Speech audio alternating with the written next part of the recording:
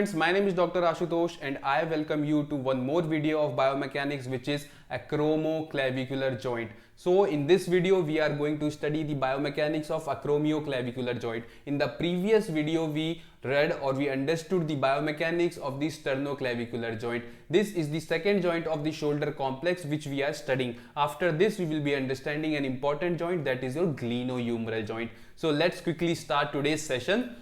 So first of all, we will see the general features of the acromioclavicular joint. This is the joint which is formed between the acromion process of the scapula and the lateral end of the clavicle.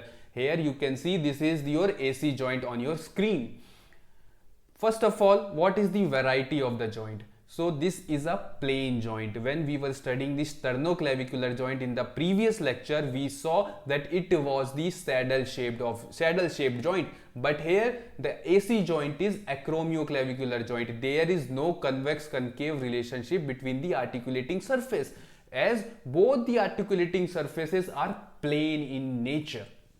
So no convex or concave relationship we will see in this joint because both the articulating surfaces are plane. And as I told you earlier also in this video, that this is the joint which is found between the lateral end of the clavicle and the acromion process of the scapula. Also there is articulating disc which is present in this joint. The function of articulating disc is to provide the shock absorption, also to increase the congruity of the joint.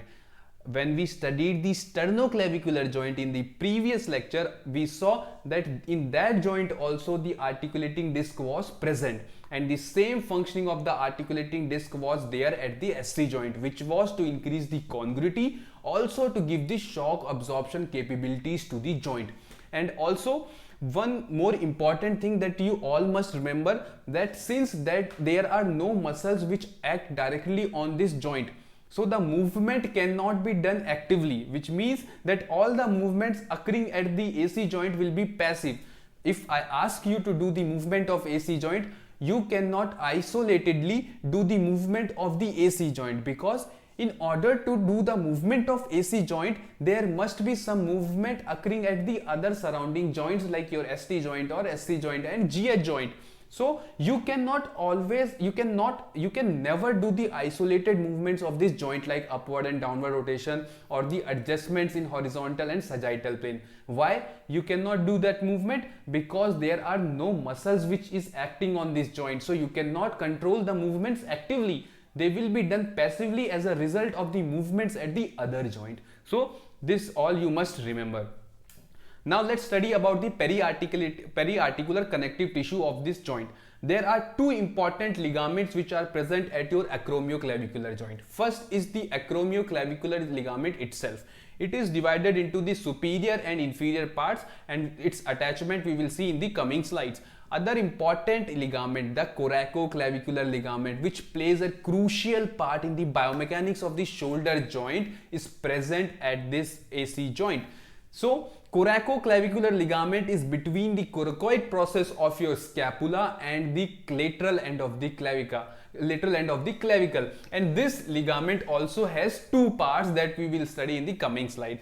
As well as there are two muscles, your deltoid and upper trapezius, which is present in this joint.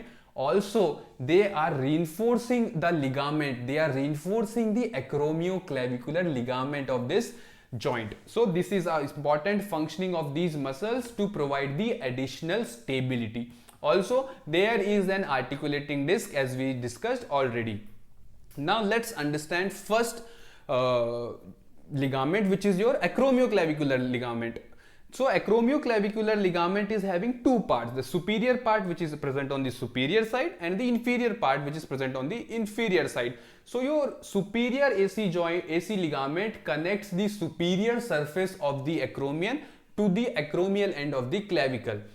There is one important thing to remember, and that is that your deltoid and trapezius muscle fibers fuses with this superior AC ligament supporting the joint capsule from its superior side. So from the superior side, AC joint is getting the reinforcement from this ligament as well as the muscles like deltoid and trapezius, which are fusing with this ligament. So this is an important concept that you must remember, that superior stability to the AC joint is provided by this ligament, also by these two muscles which are your deltoid and trapezius.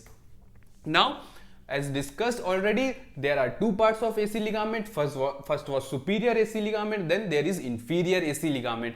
It connects the inferior surface of the acromion and the acromion end of the clavicle.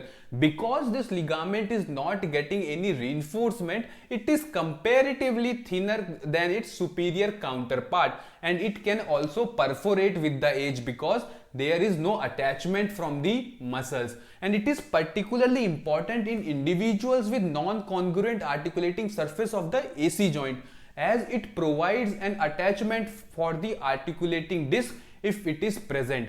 Because your articulating disc increases the congruity of the joint, it is having an important function. This ligament is having an important function because it serves as an attachment site for that articulating disc, which is providing the congruity as well as it is absorbing the shock that is coming at the AC joint. So this was your superior AC ligament and inferior AC ligament, which are present in the acromoclavicular joint.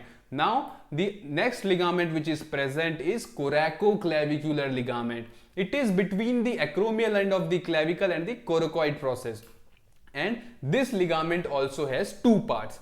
As discussed in the previous slides, your acromoclavicular ligament had two parts, which was your superior acromoclavicular ligament and inferior acromoclavicular ligament, and this coracoclavicular ligament also has two parts, which is trapezoid and conoid part. So there are two important parts of this coracoclavicular ligament, that is trapezoid and conoid. The name trapezoid comes from the shape of this ligament, because it is quadrangular in shape. As you can see in this diagram, also in this picture also, this is a quadrangular shape. So this ligament forms the quadrangular anterolateral part of the ligament spanning between the superior surface of the coracoid process, this is the superior surface of the coracoid process, to the trapezoid ridge or trapezoid line, which is actually present at the inferior surface of the clavicle. So this was your trapezoid part of the coracoclavicular ligament.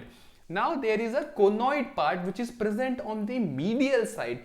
In particularly, this is present on the posteromedial part, and it extends from the conoid tubercle of the clavicle, this is the conoid tubercle of the clavicle, to the posterior surface and the root of the coracoid process. So it is present slightly posteromedially compared to the trapezoid ligament, and it is like a conoid shape, it is like tent shaped ligament. So that is why it got the name of the conoid part of the coracoclavicular ligament. So there are two important parts of the coracoclavicular ligament, which is your conoid part and trapezoid part. Also, we must study about the articulating disc, because AC joint is separated by either a complete articulating disc or incomplete articulating disc, and the progression of the AC joint disc generation has been observed in the cadaveric specimen. So when the cadavers were dissected and the AC joint was seen, there the disc was present in different shapes according to the degeneration. In some individuals it was full, which means that there was no degeneration at the disc, and in some meniscoid like disc was present, which means the semicircular disc was present, and in some individual remnants, which means a slight disc is present, dissipated in the joint, and in some individuals it was completely absent. So this happened because this ligament undergoes the degenerative changes. So when degenerative changes at a joint occurs, so here articulating disc also get damaged.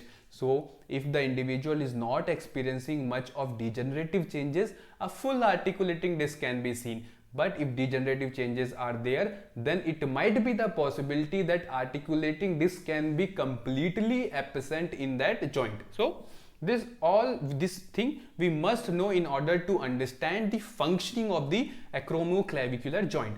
Now let's study the kinematics of the joint. Whenever we study the kinematics, we divide it into two parts. First is your osteokinematics and second is your arthrokinematics. Osteokinematics means the movement of the bones and arthrokinematics means the movement at the joint, which is your rolling, sliding and spinning. Over the AC joint, three movements can occur. First is your upward and downward rotation. Other movement is horizontal plane adjustment, and the horizontal plane adjustments can be internal rotation or external rotation, as well as sagittal plane adjustments can occur at this joint. Sagittal plane movements can be your anterior tilting and posterior tilting. So basically there are three movements which are possible at the AC joint. First is your upward and downward rotation. Second is your horizontal plane adjustment, which is your internal rotation, external rotation. And then there is sagittal plane adjustment, which can be anterior tilting and posterior tilting. Also, one more thing that you must remember, that we will not study the arthrokinematics movement at the AC joint.